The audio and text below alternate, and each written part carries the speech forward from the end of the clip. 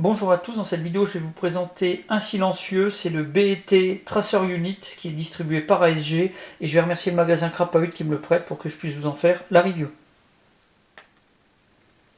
Ce silencieux vous allez le trouver à 55 € chez Crapahut, ça c'est le tarif au moment du tournage. Alors pour le packaging, on a quelque chose de vraiment très simple, un sac en plastique avec une étiquette en carton, quelque chose de vraiment très basique. On a des informations en anglais, on va retrouver notamment le sigle de BET, l'armurier, puisque c'est un produit qui est fabriqué sous licence et qui est distribué par ASG. Du point de vue des caractéristiques, on a un silencieux qui pèse 166 grammes, qui mesure 135 mm de longueur, 40 de diamètre. Pour la fixation, on a un pas de vis de 14 mm anti-horaire, ça c'est quelque chose qui est quand même assez important pour savoir si le silencieux est compatible avec les répliques. Pour l'esthétique, on a quelque chose qui est vraiment très joli. On a une pièce en métal qui est vraiment très bien usinée. Pour la partie principale, le corps de l'aluminium anodisé en noir mat avec une partie qui est striée. La base, elle, est plus brillante. Ça nous fait un joli contraste. On a également le logo de chez BET qui est apposé en blanc.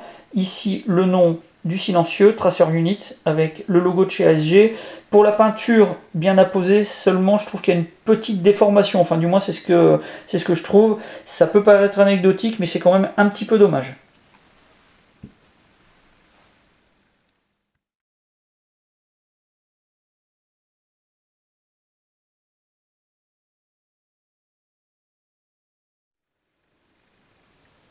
Ce silencieux, il n'est pas simplement un élément décoratif sur une réplique, c'est aussi quelque chose qui a une fonction particulière, c'est celle d'éclairer des billes phosphorescentes qu'on va utiliser avec une réplique.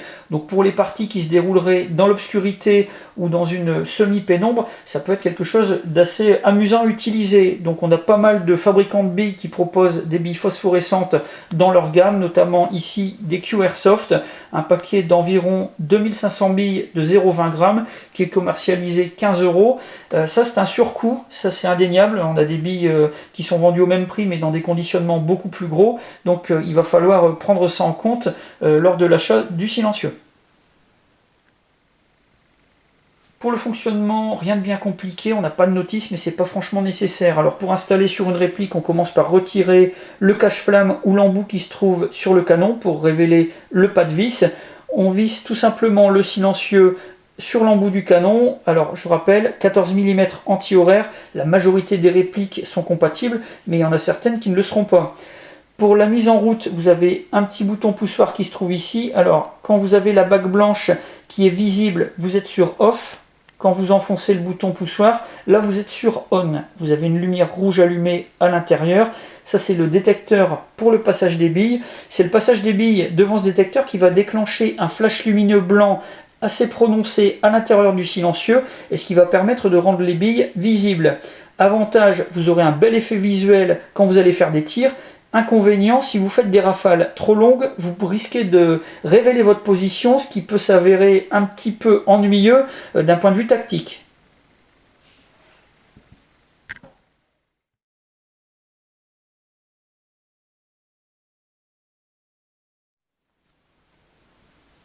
Pour faire fonctionner ce silencieux, il va vous falloir 4 piles, des triple A. Elles ne sont pas fournies avec, donc ça sera un achat à prévoir en même temps que le silencieux. Alors pour les insérer à l'intérieur, c'est assez simple. On dévisse le corps principal.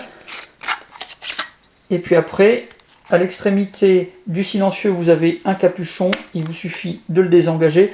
Et là, vous avez le compartiment des piles. C'est quelque chose qui est vraiment très simple. Ça ne risque pas de se démonter de manière accidentelle en cours de jeu. Donc c'est quand même assez sécurisant.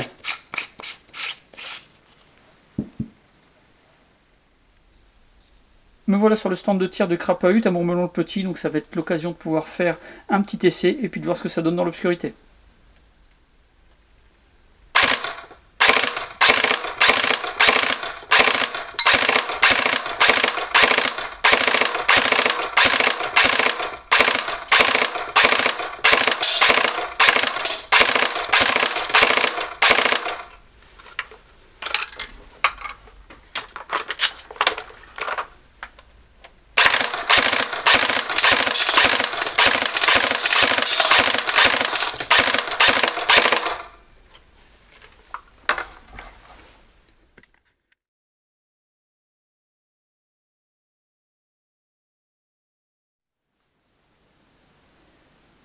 Pour ce silencieux, j'ai un avis qui est vraiment très positif. On a quelque chose qui a deux fonctions, ça va améliorer le look de votre réplique, enfin le changer, et puis ça va en même temps pouvoir vous permettre d'éclairer, de rendre visible des billes phosphorescentes dans le noir ou la pénombre. Pour le look, quelque chose de très bien, on a un modèle qui est vraiment très compact, vraiment très sympa, avec de belles finitions, mis à part les marquages blancs qui sont légèrement déformés. Moi personnellement, je les passerai au polish noir, histoire de les masquer quasiment complètement. Ça pourrait permettre de résoudre le problème. Pour l'utilisation, quelque chose de très simple, un seul bouton pour la mise en route et puis l'extinction. Vous allez pouvoir manœuvrer ça facilement suivant vos périodes de jeu, si vous passez dans une zone noire ou alors peu éclairée, ou alors si vous êtes à la lumière et où il ne sera pas nécessaire de l'utiliser. Donc ça c'est très bien. Les petits inconvénients, comme je le disais, le marquage un peu déformé, et puis le surcoût que ça va occasionner pour les billes. Automatiquement, vous allez devoir vous procurer des billes qui vont être phosphorescentes, un peu plus chères. À mon avis, c'est pas nécessaire de tirer à 100% avec des billes phosphorescentes. Je pense qu'un mix de 25% de billes phosphorescentes dans un chargeur, ça peut déjà faire largement l'affaire pour du tir en rafale. Vous aurez proportionnellement une bille sur 4 qui va passer phosphorescente. Ça sera très suffisant. Ça vous permettra également d'éviter d'avoir des traits lumineux qui vont partir de votre réplique et puis qui révéleront votre position dans le noir à vos adversaires. Voilà pour la présentation de ce silencieux un petit peu particulier. Si vous avez des questions, comme d'habitude, vous avez la partie commentaires ou la boîte de réception. Et puis je vous mets dans la description de la vidéo tous les liens du site Crapahut et de la fiche descriptive. Ça vous permettra de visiter le site et d'en savoir un petit peu plus. J'en ai maintenant terminé avec le Tracer Unit et je vous dis à bientôt pour d'autres vidéos.